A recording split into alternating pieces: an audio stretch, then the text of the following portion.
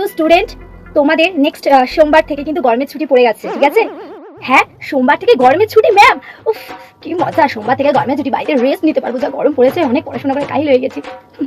Ma'am ma'am, বলছি কি আমাদের তো সোমবার থেকে গরমের ছুটি পড়ে যাবে, আপনি এক কাজ করেন, আমাদেরকে হাতের লেখা দিয়ে দিন। কি রে, তোরা কি বলিস? জানতাম এই ক্লাস টপার, এই 5 পড়ন দেওয়া স্বভাব ওর কোনো দিনও যাবে না। কেন ভাই, তোর নিজের হাতের লেখার ইচ্ছা, জানা নিজের হাতে বাড়িতে বসে লেখ। আবার এটা স্কুলে ম্যামের সামনে বলার কি হলো? উফ, যাও একটু গরমের ছুটি পাবো 15টা দিন। এই মেয়েটা শান্তি দেবে না, নিজের এত পড়ার শখ নিজে পড়ে না, তো সবাইকে আবার এগ্রি আছিস কিনা বলার কি আছে? তো ওকে ফাইন, ঠিক আছে, আমি তাহলে হাতের কাজও দিয়ে দিলাম এক্সট্রা করে, ঠিক আছে? Yes ma'am. যা দিয়ে দিল হাতের কাজ কতগুলো। উফ, জাগিয়ে অবধি থাক, তাহলে হাতের কাজটা শুরু করবো, আর কিছু লিখবো না, হাতের লেখাই তো।